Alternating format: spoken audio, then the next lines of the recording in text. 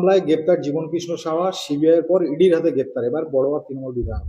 মোদি ফিরতেই 26-এর ভোটের আগে আবার তৎপর ইডি। 26-এর আগে কি বাংলায় ভোট পেতে ধরপকড় খেলা এটা? দেখুন, ইতিপূর্বে জীবনকৃষ্ণ সাহেব 13 মাস জেল খেটেছিলেন সিবিআইয়ের হাতে, তারপরে জামিন পেয়েছিল। এখন ইডি আজকে সকালে বাড়িতে গিয়েছিল। উনি পাঁচিল টপকে পালানোর চেষ্টা করেছিলেন, মোবাইলে ফেলে দিয়েছিল। পাঁচিলের হাইট উঁচু হওয়ার কারণে হয়তো উনি টপকাতে পারেননি, ওনাকে ধরেছে, গ্রেফতার করেছে। তো আমি দাবি তুলেছি একটা, যে আমাদের দাবি মানতে হবে, পাঁচিলের হাইট কমাতে হবে রাজ্য সরকারকে।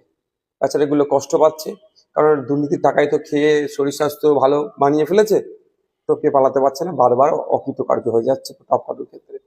তো এখন ব্যাপারটা হচ্ছে, হঠাৎ এত তৎপর হয়ে উঠছে কেন ইডি বা কেন্দ্রীয় এজেন্সি?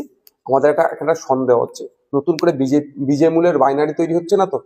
যে বিজেপি তৃণমূলের যে বাইনারিটা আমরা ক্রমশ ভাঙতে পেরেছিলাম, মানুষ বুঝতে পেরেছিল যে কিভাবে আমাদের বাড়ির মেয়ে তিলোত্তমাকে খুন করার পরে সিবিআই কেসটা হাতে নেওয়ার পরেও যেন একটা ঝিমিয়ে চলছিল।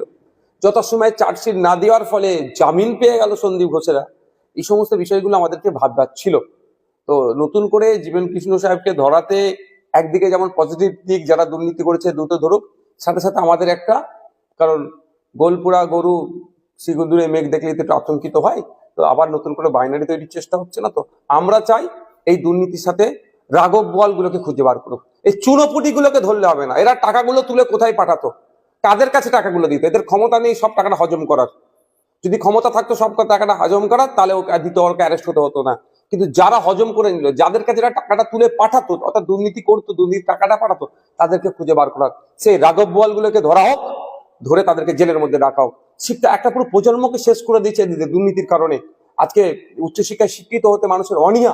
আপনি খোঁজ নিয়ে দেখুন, ক্যালকাটা ইউনিভার্সিটির কথা যদি বলি, প্রায় 50% সিট এখনো খালি রয়ে গেছে, অর্থাৎ ভর্তি হয়নি। কেন?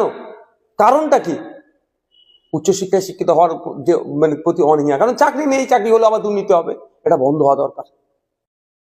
মামলায় গ্রেপ্তার জীবনকৃষ্ণ সাহা, সিবিআইয়ের পর ইডির হাতে গ্রেপ্তার। এবার বড়োয়া তৃণমূল বিধায়ক। মোদি ফিরতেই 26-এর ভোটের আগে আবার তৎপর ইডি। 26-এর আগে কি বাংলায় ভোট পেতে ধরপকড় খেলা এটা? দেখুন, ইতিপূর্বে জীবনকৃষ্ণ সাহেব 13 মাস জেল খেটেছিলেন সিবিআইয়ের হাতে, তারপরে জামিন পেয়েছিল। এখন ইডি আজকে সকালে বাড়িতে গিয়েছিল। উনি পাঁচিল টপকে পালানোর চেষ্টা করেছিলেন, মোবাইলে ফেলে দিয়েছিল। পাঁচিলের হাইট উঁচু হওয়ার কারণে হয়তো উনি টপকাতে পারেননি, ওনাকে ধরেছে, গ্রেফতার করেছে। তো আমি দাবি তুলেছি একটা, যে আমাদের দাবি মানতে হবে, পাঁচিলের হাইট কমাতে হবে রাজ্য সরকারকে।